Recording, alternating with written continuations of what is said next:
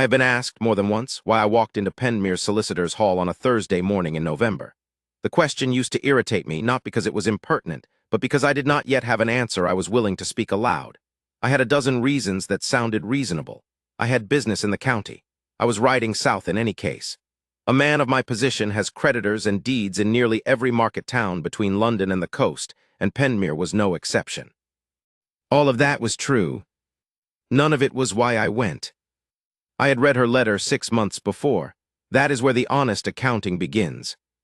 It came to my secretary in a packet of petitions, a quarterly bundle the man sorted by sender, subject, and urgency, and it had been addressed not to me but to the chair of the Caldenvane Tenants' Council, which at that time was a vicar I employed at low salary and high confidence.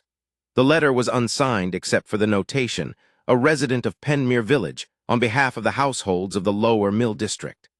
My secretary had flagged it as a formality. He expected me to set it aside. I read it 3 times before I put it down. It was not a petition in the usual sense, not a list of grievances, not a request for reduced rents, not a catalogue of structural failures in aging buildings, though it contained all of those things. What it was, in truth, was an argument. A very good one. Whoever had written it had studied the drainage patterns of the lower mill properties, understood the lease terms well enough to cite them without error, and had the uncommon courtesy to acknowledge in her second paragraph that a landlord's obligations were constrained by adjacent factors she could not know from the outside. She did not demand. She reasoned. She offered 3 specific alternatives that would address the flooding problem along the lower lane, 2 of them at almost no cost to the estate, and she concluded by observing that the mill district families had not asked for charity. Only the repair of what a reasonable reading of their original lease agreements suggested was already owed. I made every repair she recommended. I also instructed my secretary to find out who had written it. He could not. The handwriting was deliberate without distinguishing marks. The lower mill district of Penmere Village contained 40-odd households. Inquiries yielded nothing. The vicar claimed ignorance convincingly. I let the matter rest, though I found myself thinking of it more often than a business matter warranted, particularly the second paragraph, with its careful acknowledgement that I might have reasons she could not see. I had dealt with landowners, lawyers, and men of parliament for 15 years. Very few of them had extended me that particular courtesy while asking for something. I thought about her, the author, whoever she was, at odd intervals through the spring and summer. It was not a romantic inclination, or so I told myself. It was the thing that draws a man toward precision, toward a mind that works cleanly. I appreciated it the way I appreciated a well-made watch or a straight fence line. That was all. In October, I was in the county again, and I rode through Penmere on a Thursday market day. I was not looking for anyone, but I saw a woman at the corner of the market square, standing beside a handcart loaded with winter cabbages, speaking quietly to an elderly woman who was trying to count coins with stiff fingers. The woman by the cart took the coins from the old woman's hands, counted them for her without being asked, and returned them with a calm and careful explanation of what they were worth and what they would buy. The old woman thanked her. The woman by the cart smiled, a brief, contained thing, and turned to the next stall. She was not beautiful in any conventional sense. She was slender, and her coat was good but worn, with careful mending at the cuffs. Her hair was dark and simply arranged beneath a plain bonnet. She moved through the market with an economy of motion that told me she had never had the luxury of moving slowly, and she did not seem to mind it. She had the particular quality, I am aware this sounds unusual, of a person who expects nothing from the world, and is therefore free of the slackness that expectation produces. I did not speak to her. I rode on. I told myself again that I had business in the county. In November, I learned, through my secretary, that a Mr. Aldous Finch of Penmere had defaulted on a significant gambling debt owed to a consortium of creditors that included one minor baron in the neighboring district. The debt had been discharged on paper by the pledge of his unmarried daughter, a transaction that was not strictly legal, but was not unusual in that society and that particular year. A formal signing was arranged for the following Thursday at the Solicitor's Hall in Penmere, at which the daughter was to be presented to the baron's son, one Mr. Hadfield the younger, who would confirm the arrangement and the terms of the consequent marriage contract. My secretary mentioned it because one of the creditors in the consortium was a tenant of mine. a man with a habit of involving himself in other people's obligations, and the secretary thought I might wish to be informed. I read the name Finch. I thought of the woman at the market corner, her worn cuffs, and the neatly counted coins. I thought of the second paragraph of a letter I had read 6 months ago and still remembered, word for word, without trying. I rode to Penmere on Thursday morning. The solicitor's hall was a low-ceilinged room above a tanner's shop, and it smelled of damp plaster and old paper. There were perhaps 12 people present when I arrived: the solicitor himself, the elder Mr. Finch, 3 creditors in various states of self-importance, a vicar I recognized as my own from the Mill District, 2 of Mr. Hadfield's men, and standing very still beside the only window in the room, a woman in a gray dress. I knew her at once. She did not look at me when I entered. She was looking at the square of gray sky the window afforded, her hands folded in front of her, her face perfectly composed. It was the most disciplined composure I had ever seen on anyone, not the blank stillness of a person who feels nothing, but the deliberate stillness of a person who feels a great deal and has decided firmly that none of it will be visible to this room. She had also, I noticed, mended her gloves. The stitching along the left thumb was new and very neat. Mr. Finch was speaking to one of the creditors when I came in. He was a pink, distracted man with the look of someone who had been handsome once and had eaten through it. He paused when he saw me, because men of my position do not walk unannounced into solicitors' halls above tanners' shops, and the pause spread through the room like a stone dropped in still water. The solicitor stood up. One of the creditors straightened his waistcoat. The woman at the window did not turn. I was 3 steps into the room when one of Hadfield's men, a stout person with an air of managed authority, cleared his throat and announced that he had a communication from Mr. Hadfield the younger. The room gave him its attention. He read from a folded note. Mr. Hadfield had reconsidered the arrangement. He had no ill will toward the Finch family, but upon reflection he did not wish to proceed with a marriage to a woman of no fortune. He wished the family well. The note was received in silence. Then one of the creditors, a man called Breton, turned to Mr. Finch and said pleasantly that this changed the shape of things, didn't it? The debt was still outstanding. Perhaps the hall might consider, among the interested parties, whether an alternative arrangement could be reached. He used that word, arrangement, with a precision that left no one in the room uncertain about what he meant. It was at that moment that the woman at the window turned. She looked at her father. The look lasted perhaps 2 seconds. She then turned back to the window, and I watched her draw a slow breath and hold it, the way a person holds a breath when they are deciding not to say what they are thinking. I had heard enough. "Name your price," I said. The room turned to me. Mr. Finch looked confused. Breton looked calculating. The solicitor looked alarmed. "The debt," I said. "Name it. The full sum, including any interest accrued and any secondary obligations Mr. Finch has incurred with each of you." I looked around the room at each of the creditors in turn. "I will settle it this morning, in full. In exchange for the immediate dissolution of any claim, arranged, proposed, or implied, against Miss Finch or any other member of this family." Breton said cautiously that this was very generous. "It is a transaction," I said, "not generosity." Mr. Finch said, "Your Grace," in a tone that suggested he was about to say a great deal more, and I looked at him in a way that suggested he should not. He did not. The solicitor produced papers. The creditors named figures. I named a larger one, not extravagantly, but clearly enough that there would be no argument. My man, who had followed me up the stairs and who was, among his many virtues, a man of perfect discretion and a talent for arithmetic, confirmed the sum and indicated that my letter of credit would cover it. Papers were signed. The room settled into the particular quiet of men who have been surprised by money and are deciding how to feel about it. Through all of this, the woman at the window had not moved. When it was done, I crossed the room to her. She turned when I was close enough that it would have been awkward not to, and she looked at me with eyes that were very clear and very careful, and that told me she was making a number of calculations rapidly. "Miss Finch," I said. "Your Grace," she said. Her voice was even. Not warm, but not cold, simply level, like a table that has been set with care. "I would like to speak to you privately," I said. "Not here. When you are ready and not before." "I am not," she said, "accustomed to debts of that size being paid on my behalf." "I am aware." I would like to understand what you expect in return. I know, I said. That is what I want to explain to you, not here. I paused. I will wait. She held my gaze for a moment with an expression I could not entirely read. It was part wariness and part something else, something more precise. Then she inclined her head very slightly and turned back to the window. I waited. It took an hour for the room to empty. When it did, she sat down at the solicitor's table and I sat across from her, and I told her plainly and without embellishment what I was proposing. A contract of marriage, formal and legal, dissolving all claims against her family. Her father to retire with a small settled income on the understanding that he would make no further financial decisions of any consequence. Herself to come to Caldenvane Park as my wife. She listened without interrupting. Then she said, "And what do you want from the marriage?" I told her the truth.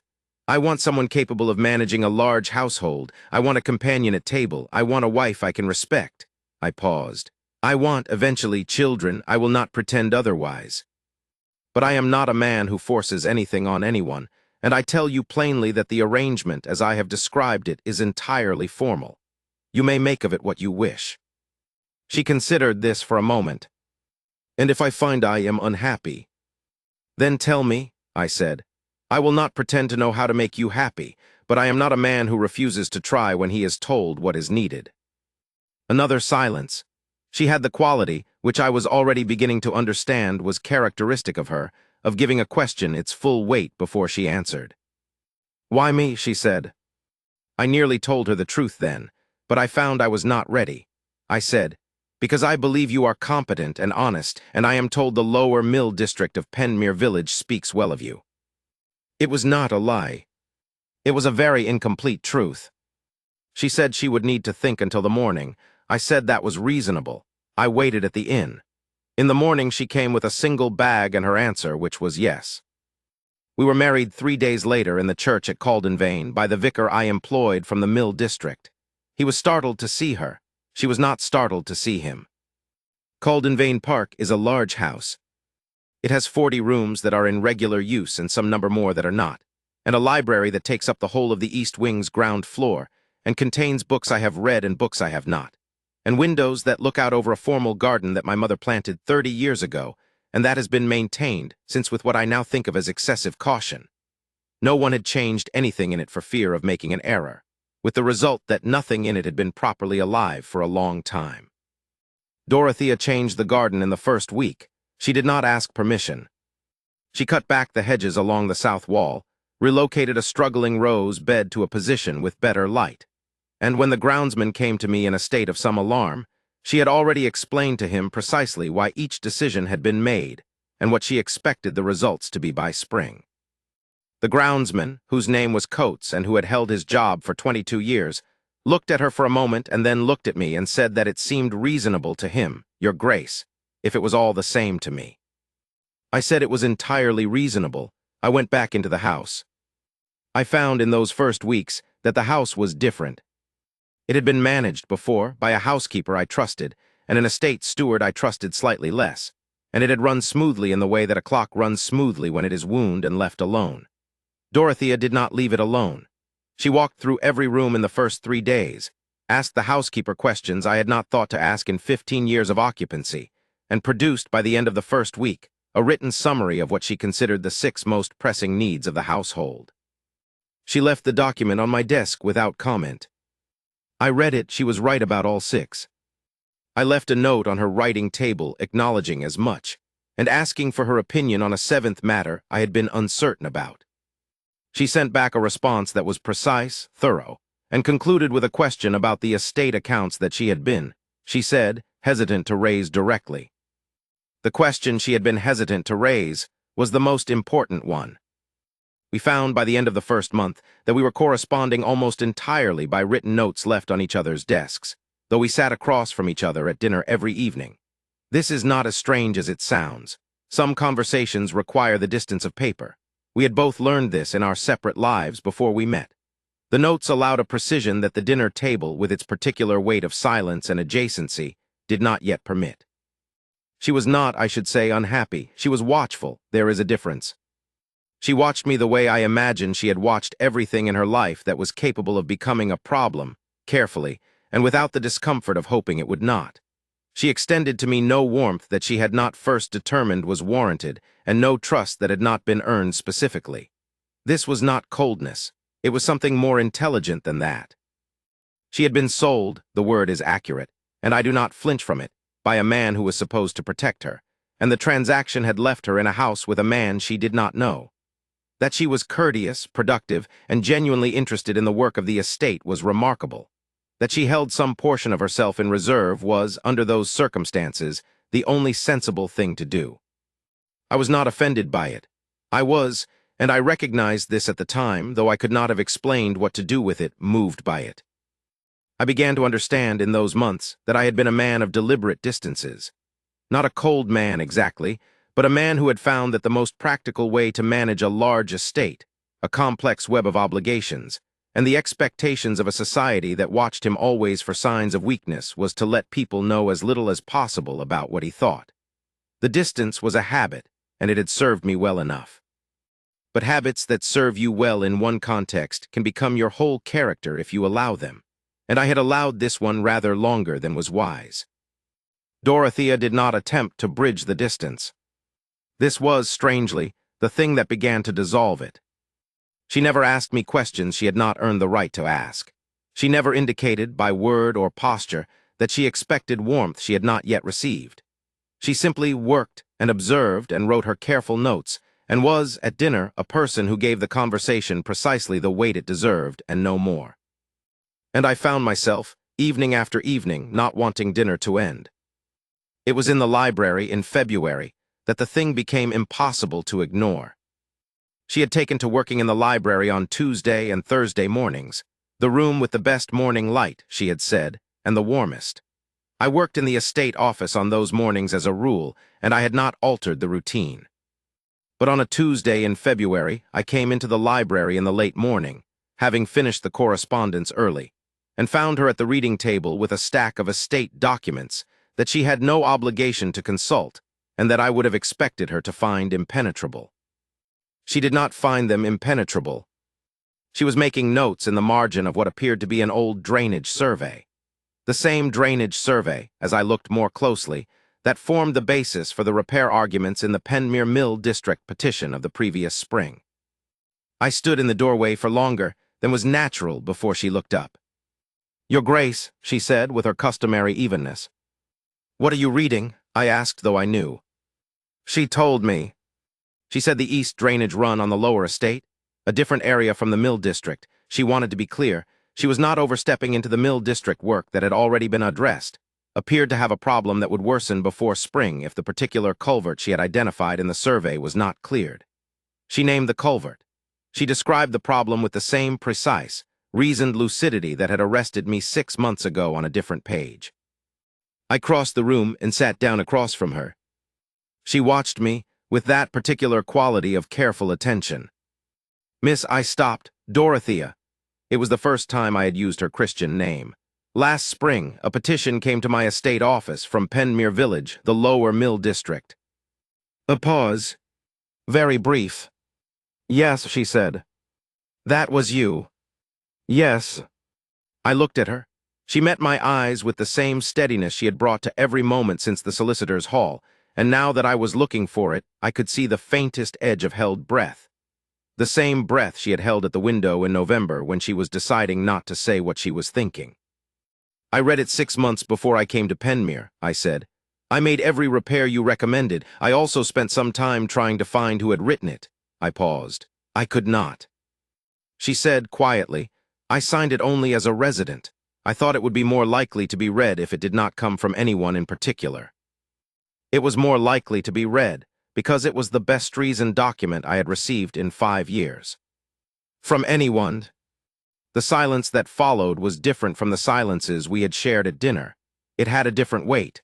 She looked at me for a moment, and then, very slightly, she looked down at the survey on the table. "You came to Penmere because of a letter," she said. It was not quite a question.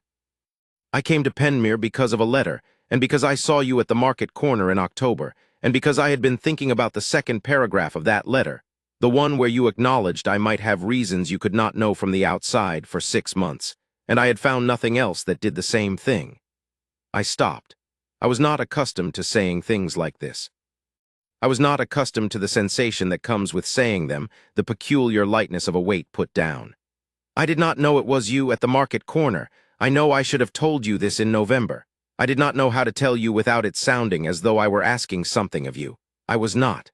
I am not. She was quiet for a long moment. You chose me, she said carefully, before you knew who I was. Yes. Before the debt, before the haul, before any of it. Yes. She looked at the survey again. Then she looked at the window, where the February light was doing what February light does, giving just enough warmth to make the cold bearable, but not enough to pretend it isn't there. And then she looked at me. I had wondered, she said, why a man of your position would settle a debt of that size in exchange for what you described. The arrangement, as you described it, was not a good transaction. I could see that. No, I said, it was not. I could not make the numbers work, she said, and there was, for the first time, so faint I might have imagined it, the very edge of something that might eventually become warmth. I kept returning to it. What was the calculation that made it sensible? And I could not find it. Because it was not a calculation, I said. No, she said, I can see that now. She was quiet again. Outside, in the formal garden, she had woken from its long, careful sleep. The rose bed she had relocated was beginning, against all reasonable February expectation, to show the faintest suggestion of new growth along the canes. I could see it from where I sat. She could not from her side of the table. I owe you an apology, I said. She raised her eyes. I should have told you the truth in November. Not the part of it I told you, that part was true, and I stand by it. But the rest, the letter, the market corner. I should have told you that I came to Penmere because of a person I had been trying to find for 6 months, and that when I walked into that room and understood what was happening to her, I was not going to leave without doing something about it. I should have told you that. I paused. I did not know how to tell you without making it into a claim. You had agreed to a contract. I had no wish to add to the weight of it. She held my gaze for a long moment with that clear, careful attention of hers. The attention of a woman who has learned, by necessity, to take the measure of things quickly and accurately. Is it a claim? She said. I do not know, I said. I would not call it one if you did not wish me to. You signed a contract, and I will not hold you to anything beyond what we agreed. I stopped. But I will tell you plainly that it is not nothing, what I came to Penmere with. It is not nothing, and I find I am unable to go on pretending to you that it is. Because you are the most honest person I have met in 15 years of estate management, and parliamentary correspondence and dinners at which no one says what they mean, and you deserve at minimum to know the truth of the situation. The rose bed outside caught a thin thread of winter sun and held it for a moment. Dorothea looked at the table, then she looked at me. The watchfulness had not left her face. It was still there, doing its careful work, but there was something moving beneath it now, something that was not wariness and was not calculation, and that I had not yet earned a name for. I wrote that petition, she said, because I had been trying for 2 years to repair what the flooding did to the Mill District families, and I had reached the end of what I could do from the outside, and I thought that if the landlord was a reasonable man, a well-reasoned argument might do what nothing else had. I did not know who you were. I knew only that you owned the land. And I made every repair, I said.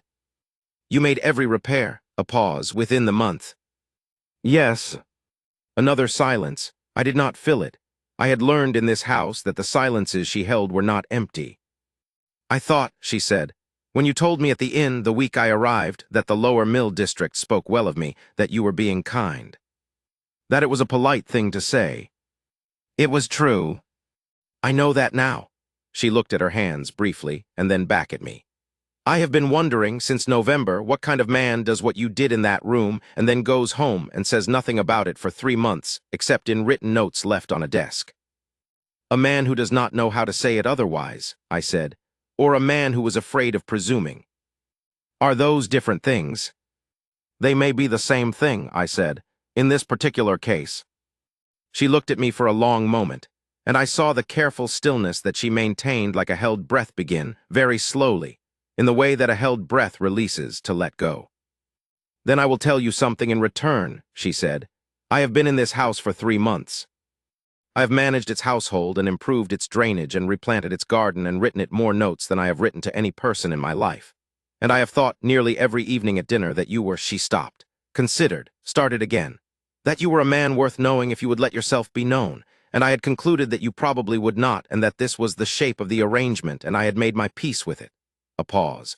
I had not entirely made my peace with it. I know, I said. I could tell. How? Because you gave the work everything, I said. But at dinner you held something back. And you are not a person who holds things back without reason. She looked at me with an expression that was, at last, fully visible, not protected, not managed, simply there. It was a look of recognition, the kind that a person gives when they have been seen clearly after a long time of not being seen at all.